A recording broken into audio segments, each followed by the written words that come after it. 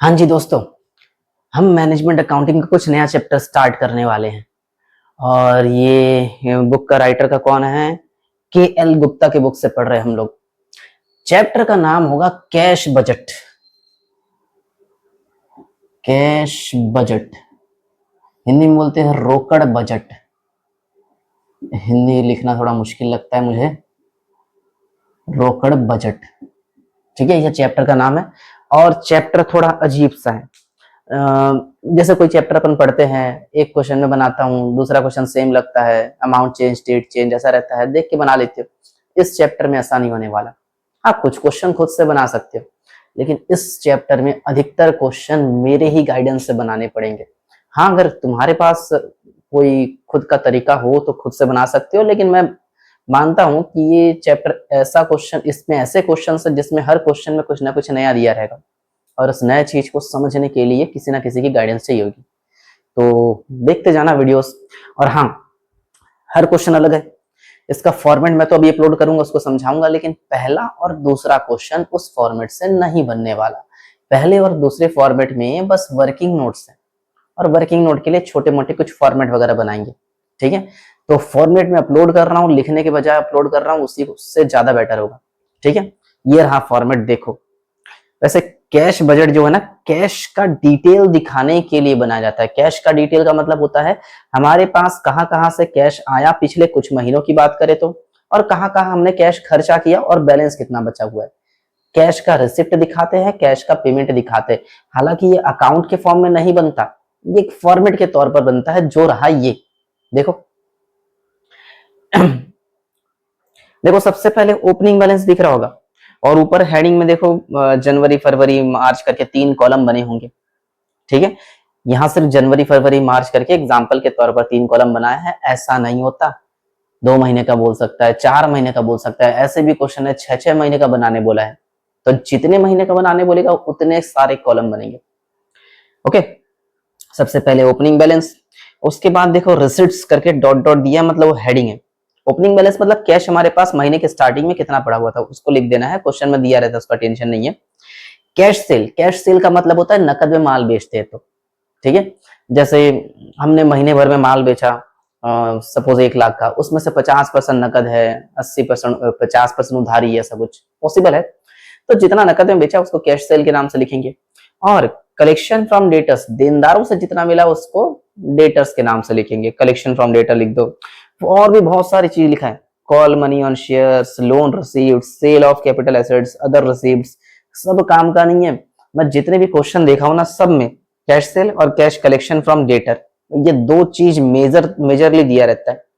और एक आध क्वेश्चन में ना कुछ एसेट सेल वेल करता है, तो देखो दिया एक सेल ऑफ कैपिटल एसेट्स दिख रहा है, वो वाला दिख जाएगा अगर एक आध क्वेश्चन ऐसा आया तो, बस। लेकिन हर क्वेश्चन में लगभग कैश सेल और कलेक्शन फ्रॉम डेटर तो होगा ही होगा, क्योंकि माल बेचोगे तो पैसा आएगा, कलेक्शन फ्रॉम डेटर करोगे तो भी पैसा आएगा। डेटर मतलब कौन? जिनको अपन माल बेचे है, उन लोग वादा किए हैं कि कुछ दिन बाद पैसा दे देंगे, तो जो लोग पैसा हमें देंगे वो हमारे डेटर। तो ऐसे डेटर लोगों से पैसा कलेक्ट किए, हम लोग पैसा वसूल किए, उसको बोलेंगे कलेक्शन फ्रॉम डेटर्स। खैर जो भी हो, उनका टोटल लगा लेंगे। फिर पेमेंट, पेमेंट को डिसबर्समेंट्स भी कहते हैं, हम पेमेंट लिख देंगे, ज्यादा टेंशन वालने की बात नहीं है। देखो इसमें कैश परचेस दिया हुआ है, नकद में माल खरीदा। पेमेंट टू क्रेडिटर्स, क्रेडिटर्स को पेमेंट कर रहे तो क्रेडिटर्स मतलब ऐसे लोग जिनसे अपन उधारी में माल खरीदे, उधारी में माल खरीदे तो जाहिर सी बात है पैसा चुकाना पड़ेगा। फिर वेजेस दिए, सैलरी दिए, इंटरेस्ट दिए, capital expenditure, loan repaid, tax, dividend, दुनिया भर का खर्चा जो कैश में पेमेंट करते हैं। पेमेंट करेंगे तो पैसा जाएगा, इसलिए पेमेंट साइड दिखाएंगे अपन, पेमेंट साइड बोल सकते हैं, ऐसा ही लिखो। फिर ऊपर के टोटल से नीचे के टोटल को माइनस करेंगे तो क्लोजिंग बैलेंस आ जाएगा। क्लोजिंग बैलेंस किसी किसी क्वेश्चन में निकालने बोलता है, किसी में नहीं निकालने बोलता। निकालने बोलेगा तो छापेंगे। और इससे रिलेटेड कुछ इंफॉर्मेशन नीचे दिया है, सारे इंफॉर्मेशन काम के नहीं है, है ना। पहले पॉइंट में ये लिखा है कि रिसिप्ट और पेमेंट का जो डिफरेंस होता है उससे बैलेंस निकालते हैं। इस पूरे फॉर्मेट को बजट कहते हैं, कैश बजट। कोई खास नहीं है उसमें, ठीक है। और हर खर्चा जो कि पीएल अकाउंट में आता है वो सब नहीं आता, सिर्फ कैश वाले ट्रांजेक्शन इसके अंदर इंक्लूड करते हैं। सेकंड पॉइंट में लिखा है कैश ट्रांजेक्शंस, नकद दिए, नकद मिला, वही सब चीज। उधारी माल बेचे, उधारी माल खरीदे हैं, या किसी को सैलरी देना बाकी है, इंटरेस्ट देना बाकी है, वो सब का रिकॉर्ड नहीं करेंगे। कैश बजट का मतलब ही होता है कैश के लेन देन का हिसाब किताब रखो। चलो, सबसे खास चीज है तुम्हारा थर्ड पॉइंट, ठीक है। थर्ड पॉइंट को गौर से पढ़ना। यदि प्राप्ति या भुगतान की किसी मद के बारे में समय अंतराल का उल्लेख हो तो उस आधार पर गणना किया जाएगा। समय अंतराल इंग्लिश में लिखा है time lag. Time lag Hindi में और एक नाम है समय विलंबना कहते हैं उसको, समय विलंबना।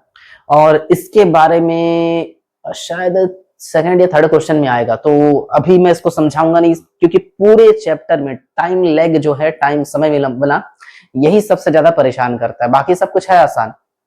और हाँ, कैलकुलेटर का खेल है इस चैप्टर में पूरा।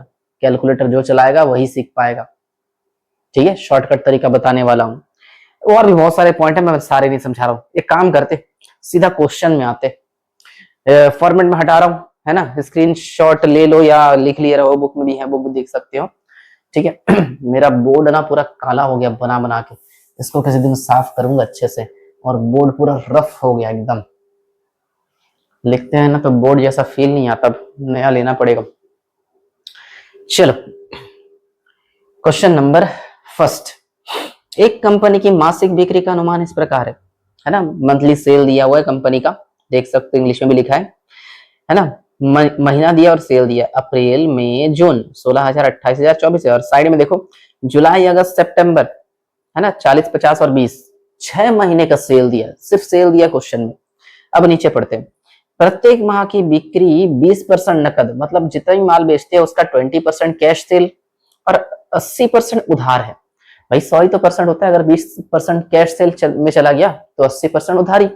इसका मतलब है, जैसे मान के चलो अभी चल रहा है तुम्हारा अक्टूबर, अक्टूबर में जितना माल बेचेंगे उतना का 20% अब बिच मिल गया। माल बेचा कैश में, तुरंत पैसा मिल गया, बाकी 80% उधारी में माल बेचे हैं। यानी 80% या तो अगले महीने या तो उसके बाद वाले महीने वसूल होगा, कभी ना कभी वसूल होगा, ठीक है। जितना माल टोटल बेचेंगे उसका 20% तुरंत तुरंत मिल जाएगा। तुरंत मिलता है तो उसको कैश सेल बोलेंगे, नकद। और बाकी 80% उधारी। किनको उधारी बेचते हैं? डेटर्स को। तो इसको कलेक्शन फ्रॉम डेटर्स के अंदर 20% कैश सेल और 80% कलेक्शन फ्रॉम डेटर। याद है ना फॉर्मेट आज देख रहे थे, बिल्कुल ऐसा कुछ करेंगे अपन। हाँ, कुछ और भी लिखा देखो, उधार बिक्री का 70% ठीक बाद के माह में और शेष, अच्छा 80% जो उधारी बेचते हैं वो अगले महीने में, और उसका बचा कुचा भाई 70% अगले महीने में और उसका 30% उसके बाद वाले महीने में। समझ नहीं आया? तुम लोग सुनो, अक्टूबर चल रहा है, अक्टूबर में वीडियो शूट कर रहा हूं मैं, तो अक्टूबर का 20% अक्टूबर में ही मिल जाएगा। अक्टूबर के सेल का 20% अक्टूबर में ही मिल जाएगा, बाकी 80% आने वाले अगले महीनों के लिए। उस 80% का जो उधारी वाला 80% है, जो कलेक्शन होगा डेटर से, उस 80% का 70% नवंबर में और बाकी 30% दिसंबर में। समझ आ रहा है? नहीं आया? रुको 1 मिनट बताऊंगा मैं। और अप्रैल से सितंबर माह तक के नकद बिक्री और देनदारों से वसूली की राशि की गणना कीजिए। पूरा कैश बजट नहीं बनाने बोला है, इसलिए बोल रहा था पहला और दूसरा क्वेश्चन थोड़ा अजीब है। पूरा कैश बजट नहीं बनाने बोलता, बस कलेक्शन फ्रॉम डेटर या कैश कलेक्शन कितना हो रहा है वो पता करने बोल रहा है।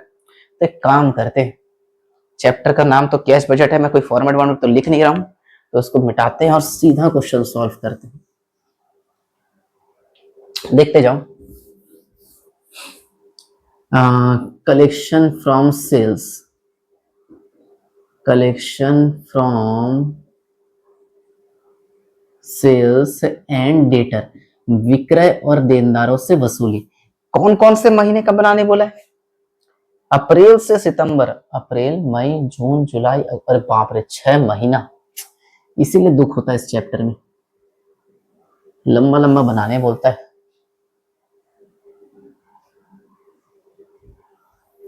मैं पर्टिकुलर का कॉलम छोटा रख रहा हूं, सीधा हुआ पता नहीं, ये अप्रैल हो जाएगा। थोड़ा लंबा बनाता हूं क्योंकि जगह चाहिए होगा। अप्रैल मई, ये जून, ये जुलाई, ये अगस्त और सितंबर, ठीक है। ये अप्रैल मई जून जुलाई अगस्त सितंबर, और ये तो पर्टिकुलर रहेगा ही। हमें दो चीज का कलेक्शन, मतलब एक तो कैश सेल निकालने बोल रहा है, निकाल लेंगे, और एक कलेक्शन फ्रॉम डेटर। पूरा कैश बजट नहीं बना रहे, अगर पूरा कैश बजट बनाता रिसिप्ट का हेडिंग बनाता, उसके अंदर सेल वेल लिखता, कलेक्शन फ्रॉम डेटर। अभी सिर्फ सेल और कलेक्शन फ्रॉम डेटर पूछा है, तो रिसिप्ट का हेडिंग बना के क्या ही करेंगे, ठीक, क्योंकि पेमेंट के बारे में तो कुछ बोला नहीं क्वेश्चन में। तो चलो हमारे पास इंफॉर्मेशन देखो अप्रैल से लेकर पूरा सितंबर तक है, ठीक है। अप्रैल से सितंबर है, हमें अप्रैल से और सितंबर तक बनाना है। तो देखो ध्यान से, कुछ नया सीखने को मिलेगा, पहली बार देख रहे हो ना। अप्रैल से पूरा सितंबर तक बनाना है। कैश सेल भी पूरा ऐसा लिख लेना, अप्रैल, मई, जून, जुलाई, अगस्त, सितंबर। अब तुम लोग सोचोगे यार यहाँ भी महीना, यहाँ भी महीना, किस महीने का कितना परसेंट किस कॉलम में आएगा ये जानना है। इसके लिए सारे महीने का डिटेल यहाँ लिख दिया हूं। बोल रहा है हर महीने में 20% कैश सेल होता है, कैश सेल @20%। बस अब कैलकुलेटर चलाना है और कुछ नहीं, ठीक है। क्वेश्चन देखते जाना और बोलते जाना। बताओ तो यार अप्रैल में कितने का सेल हुआ टोटल? अप्रैल में सेल हुआ तुम्हारा 16,000, तो 16,000 का 20% अप्रैल का अप्रैल में ही आएगा 3200 रुपए। तुम लोग चाहो तो यहां दिखा सकते हो 16,000 का 20%। कौन उतना लिखता है यार, बार बार लिखने जाएंगे बहुत टाइम हो जाएगा। पहला क्वेश्चन है, चलो लिख के दिखाता हूँ, अगले क्वेश्चन से मैं कैलकुलेटर में कैलकुलेट करूंगा। दूसरा है 28,000, तीसरा है 24,000, फिर ये रहा 28,000, इसका 20%, फिर रहा 24,000, इसका 20%। एकदम बच्चों जैसा कैलकुलेशन है, खास कुछ नहीं है इसमें। जुलाई, अगस्त, सितंबर में 40, 50 और 20, इसका है तुम्हारा 40,000 का 20%, इसका है तुम्हारा 50,000 का 20%, ठीक है, और इसका 20,000 है तो 20,000 का ही 20% लगा देंगे, ठीक है। तो 28,000 इंटू 20%, 5600। देखो मई है तो मई का मई में ही आएगा 5,600। 24 दूनी 48, इसका आएगा 4800 जून में। 40 दूनी 4 दूनी 8, इसका आएगा 8,000। 50 दूनी 10,000 आएगा इधर अगस्त में, और 2 दूनी 4,000। समझ आया क्या किए? इस प्रेजेंटेशन का मतलब ये है कि अप्रैल में जितना भी माल बेचते हैं उसका 20% कितना कलेक्ट हुआ अभी? 3200। मई में माल बेचे 28,000, उसका 20% मई में ही वसूल हो गया, बाकी वसूल होगा अगले महीने में। यहाँ पे एक चीज और दिखाएंगे, कलेक्शन फ्रॉम डेटर, उसके अंदर 80% का हिसाब लगाएंगे।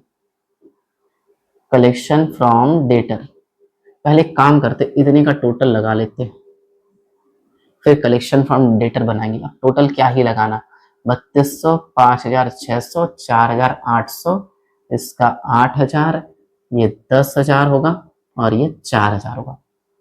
जैसे कलेक्शन फ्रॉम डेटर किए थे, मतलब जैसे कैश सेल किए थे वैसे ही कलेक्शन फ्रॉम डेटर।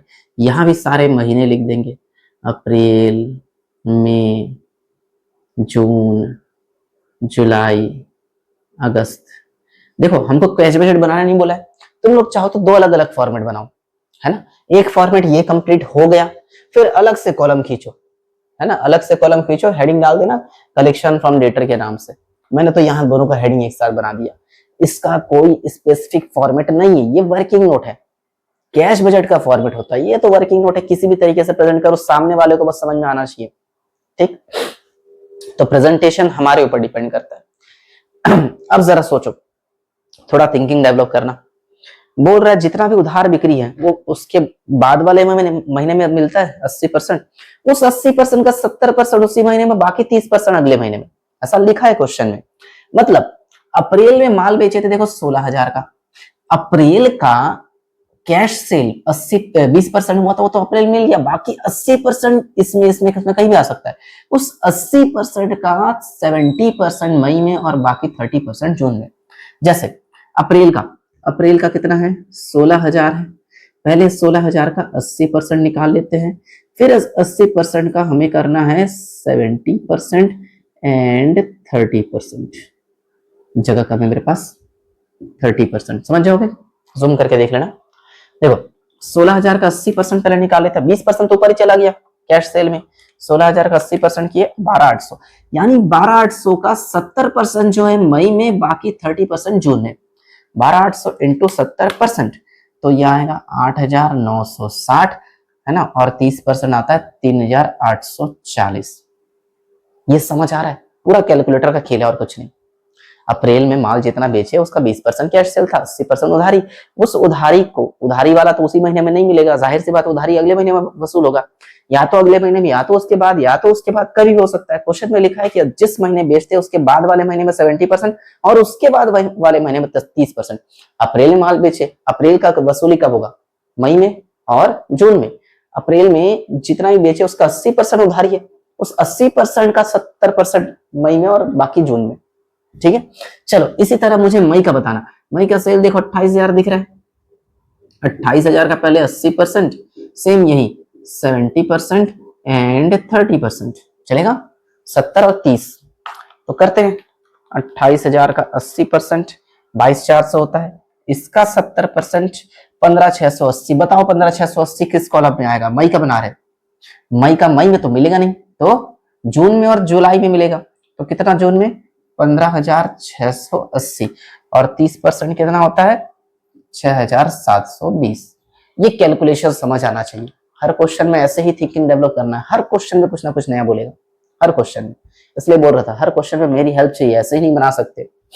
जून का देखो, जून 24,000 दिख रहा है। जैसे मैं यहाँ साइड में लिख रहा हूँ ना, ये सब लिखने की भी जरूरत नहीं है, बस अमाउंट छापो जो जहां आना चाहिए, कोई कैलकुलेशन दिखाने की जरूरत नहीं है इस चैप्टर में। अभी पहला क्वेश्चन है, समझाने के लिए मैं पूरा लिख लिख के दे रहा हूं। पहले तो 24,000 का 80%, जो भी आएगा उसका 70% एंड 30%। ठीक है, तो 24,000 का 80% होता है 19,200। ये जून है, जून का पैसा कहाँ कहाँ आएगा? जुलाई में और अगस्त में, है ना। इसका 70% आएगा जुलाई में। जुलाई कहाँ? ये रहा, कितना? 13,440 और 30% आएगा 5,760। ठीक है, जुलाई का देखते हैं। जुलाई का था तुम्हारा 40,000, 40,000 का 80%, फिर बचे जो भी आएगा उसका 70 और 30%। तो देखो 40,000 इंटू 80%, 32,000। देखो जुलाई चल रहा है, जुलाई का जुलाई में नहीं आएगा, अगस्त में और सितंबर में आएगा। तो इंटू 70%, ये आ रहा है 22,400 और 30% निकालने के लिए माइनस इक्वल टू कर दो 9,600। अगस्त का देखो, अगस्त का 50,000 था, तो कर लेते यार। 50,000 का 80% तो निकलेगा ही। अगस्त का, अगस्त में तो आएगा नहीं, सिर्फ सितंबर में आएगा, वो भी सिर्फ 70%। तो इसी के साइड में दिखा देते हैं 70% बस। तो 50,000 का 80%, 40,000 इंटू 70%, तो आएगा ये 28,000। अब जरा सोचो, सितंबर के बारे में बात करते। सितंबर में 20,000 तो है। सितंबर का पैसा कब कब वसूल होगा? सितंबर का पैसा अक्टूबर और नवंबर में, लेकिन अक्टूबर और नवंबर तो हमारे पास बनाने बोला ही नहीं है ना, तो सितंबर को छोड़ दो, बस इतने से काम बन जाएगा।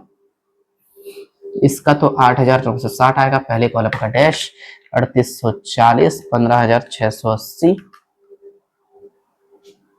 तो कितना आ रहा है? 19,520, 6,720, 13,440, तो 20,160, तो यह आएगा 28,160, 9,600 और 28,000, यानी 37,600। मुझे नहीं पता आंसर आया कि नहीं। 3200, 5600, 4800, 8,000, 10,000, 4,000, ये तो ठीक है। टोटल आएगा ये 8,960। अच्छा, एक टोटल भी लगा लिया, चलो एक टोटल लगा लेते हैं। एक कॉलम और टोटल का बुक वाला बनाया है, अपन भी बना लेते हैं, हालांकि क्वेश्चन का रिक्वायरमेंट नहीं है, फिर भी ये 3200 और जो ये टोटल है ना 5600 और 8,960, ये सब जोड़ते जाना है। 5600, 8,960, यह आएगा 14,560, 4,800, 19,520, यहाँ आएगा 24,320, 8,000 और 20,160, यह आएगा 28,160, और ये तो 38,160 दिख रहा है मुझे, 37,4, 41,600। चलो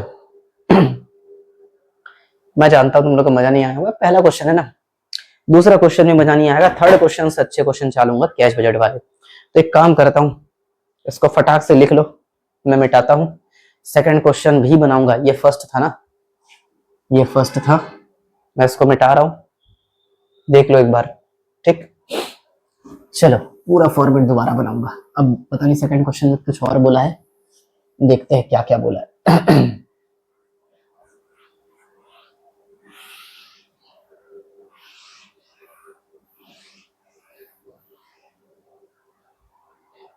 क्वेश्चन नंबर 2 पहले पढ़ते हैं, उसके बाद डिसाइड करेंगे क्या क्या बनाना है। क्वेश्चन नंबर 2, एक फर्म में मजदूरी, कारखाना व्यय और प्रशासनिक व्यय, हाँ 3 खर्चे दिए, देखो बॉक्स के अंदर भी 3 खर्चा दिख रहा होगा, wages, factory expense, administrative expenses. ठीक है, और 4 महीने का डिटेल दिया। ठीक है, बनाने क्या बोला नीचे पढ़ते पता चलेगा। मजदूरी के भुगतान में समय विलंबना, इंग्लिश में देखो time lag in payment to wages is 1/8 month. इसका मतलब समझाऊंगा, और ये जो सीखने वाले हैं अभी इस चैप्टर के आने वाले हर क्वेश्चन में काम आएगा। ठीक है, आसान है, टेंशन नहीं है। देखो थोड़ा बहुत सीधे समझाता हूँ। वेजेस वाला जब बनाएंगे ना, वेजेस में बोल रहा है समय विलंबना 1/8 महीना, 1/8 का मतलब होता है वेजेस का 1/8 अगले महीने में चुकाएंगे, बाकी इसी महीने में जितना भी वेजेस का खर्चा दिया होगा उसका 1/8 अगले महीने में।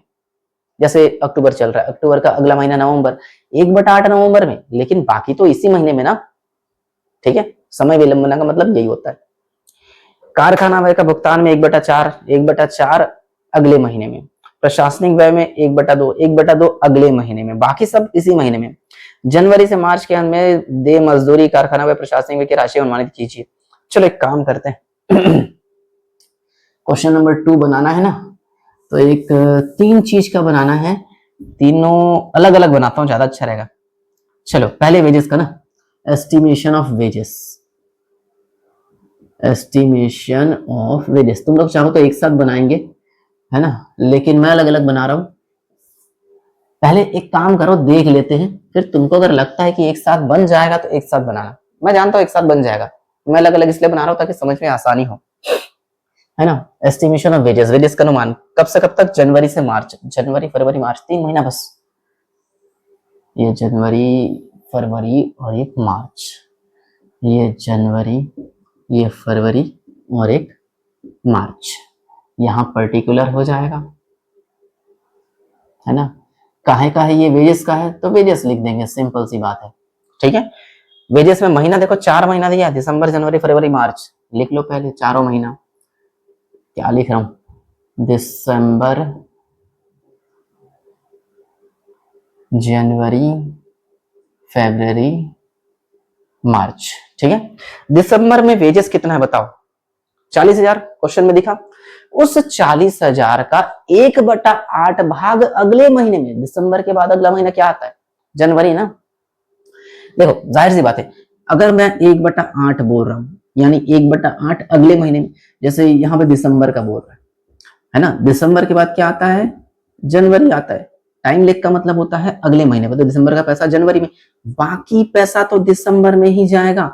8 में से 1 चला गया जनवरी में, तो 8 में से 7 आएगा दिसंबर में। ये चीज समझ रहे, यानी दिसंबर में जितना भी वेजेस देना था उसका 7/8 दिसंबर में ही दे चुके, बाकी पैसा कब जाएगा, जनवरी।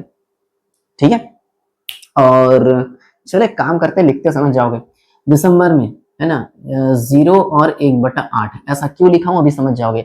जनवरी का जनवरी में मिलेगा और फरवरी में मिलेगा, तो जनवरी में 7/8 और 1/8, यहां पे 0 क्यों लिखा हूं समझ जाओगे भी।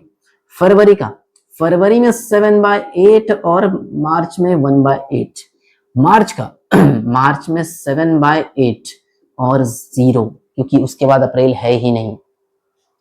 अभी समझ जाओगे, रुको। वेजेस में कितना दिख रहा है, 40,000, 40,000 का 0 हिस्सा तो दिसंबर में मिल चुका होगा। ठीक है, दिसंबर का तो बनाना है नहीं, तो 40,000 का 1/8 होता है तुम्हारा 5,000, दिसंबर का खत्म। खुद सोचो, दिसंबर में 40,000 का वेजेस देना था, 40,000 का 7/8 तकरीबन 35,000, 35,000 तो दिसंबर में ही दे चुके, तो दिसंबर कहां बना रहे हैं हम लोग, नहीं ना, हम तो जनवरी, फरवरी, मार्च का बना रहे। तो वेजेस जो दिसंबर का 40,000 था उसका 1/8 अगले महीने में, अगला महीना क्या है, जनवरी, इसलिए सिर्फ जनवरी में लिखिए, दिसंबर बनाना ही नहीं है तो दिसंबर का 0 डाल दिए। ठीक है, ये सब नहीं लिखोगे तो भी चल जाएगा, डायरेक्ट तुमको अमाउंट से मतलब है। ठीक है, मैं समझाने के लिए लिखवा रहा हूँ, सीधा अमाउंट लिखते जाओ कैलकुलेटर चलाकर। जैसे जनवरी का पैसा देखो, वेजेस का, जनवरी का भी 40,000 है, तो जनवरी का जो 40,000 है वो जनवरी में आएगा और फरवरी में आएगा। तो जनवरी में 35,000, बताओ कैसे आया? बिल्कुल, जनवरी का जनवरी में 7/8 और फरवरी में बाकी 1/8। इसी तरह देखो फरवरी 60,000 दिख रहा है, 60,000 का 7/8 कितना होता है? 60,000 इंटू 7/8 तो आ रहा है 52,500। फरवरी का फरवरी में आएगा 52 कितना 500, और अरे कितना 60,000 डिवाइड बाय 8 तो 7500। भाई फरवरी का फरवरी में और मार्च में 1/8 हिस्सा। अब बताओ मार्च का क्या करें? मार्च का तो मार्च में 7/8, उसके बाद अप्रैल में 1/8, अप्रैल तो बनाना है ही, इसलिए मैं यहाँ 0 लिख दिया था। ये मार्च का या अप्रैल का है, ऐसा सोच के चलो। तो कितना दिया क्वेश्चन में? 60,000। 60,000 का तो 52,500 आ रहा था। ये हो गया वेजेस का काम खत्म। मैं अलग अलग कॉलम बना रहा हूँ ना, इसको जोड़ेंगे तो 60,000 आएगा, इसका 57,500 आएगा, इसका 40,000। देखो तो वेजेस का आंसर आया कि नहीं? 40, 57,500 और 60,000। ये एक ठोक बना है।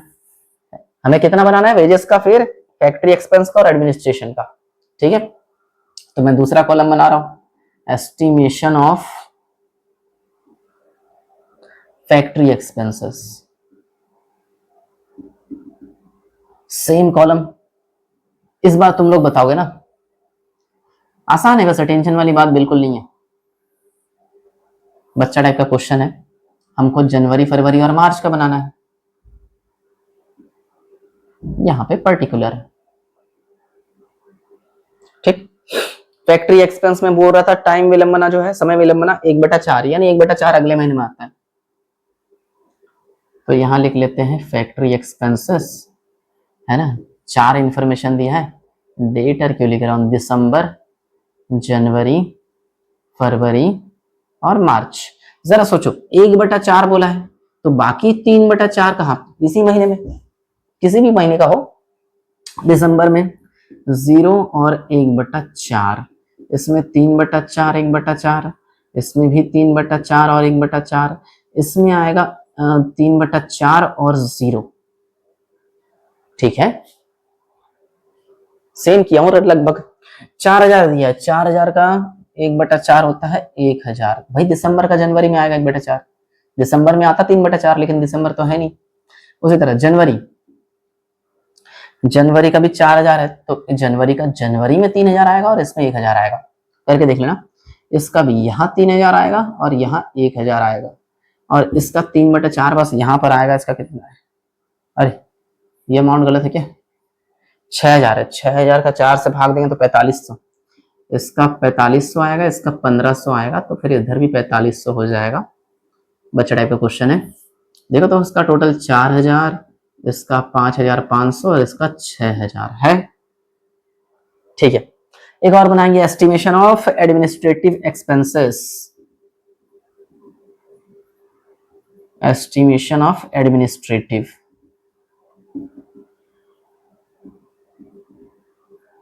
Same column. देखो 3 बार मैं कॉलम खींच रहा हूं, मैं डबल मेहनत कर रहा हूं। तुम लोग ऐसा मत करो यार, निपटा दो एक बार में एक ही कॉलम के अंदर। जनवरी, फरवरी और मार्च।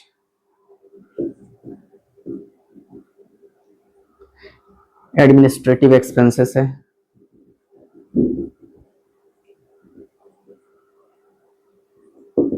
इसके अंदर दिसंबर, जनवरी, फरवरी और मार्च। आधा आधा बोला है ना, 0 और आधा, इधर भी आधा और आधा, यहाँ भी 1/2 1/2, ये सब नहीं लिखोगे चलेगा, और 1/2 एंड 0। ठीक है, तो आधा निकालने के लिए कहाँ कुछ दिमाग लगाना पड़ता है। तो दिसंबर का जनवरी में मिलेगा कितना? 3,000 का आधा 1,500। जनवरी का 3,000 दिया है तो उसका भी जनवरी में 1,500, फरवरी में 1,500। उसी तरह क्या आ गया 4,500। 4,500 का आधा होता है 2,250, यहाँ पे 2,250, यहाँ पे 2,250, और उसी तरह उसका यहाँ भी 2,250 आ जाएगा। ठीक है, मैं जानता हूं कई लोग को बोर लग रहा होगा, लेकिन लिख लेना, इसका 3000 आ रहा है, बिल्कुल आ रहा है। 22 और 15 3750 आ रहा है ना, बिल्कुल आ रहा है। और इसका 4500। ठीक है, क्वेश्चन सॉल्व। बकवास क्वेश्चन था, लेकिन टाइम लैग सीख पाए इस क्वेश्चन से, उम्मीद है। ठीक है, तो इसको नोट करो। अगले क्वेश्चन मतलब अगले वीडियो से बेहतरीन क्वेश्चन बनाएंगे जो कि एग्जाम ओरिएंटेड होगा। कैश बजट सीखने वाले, अभी तो सिर्फ वर्किंग नोट सीखे छोटा मोटा। ठीक है, चलो मिलते हैं अगले वीडियो में।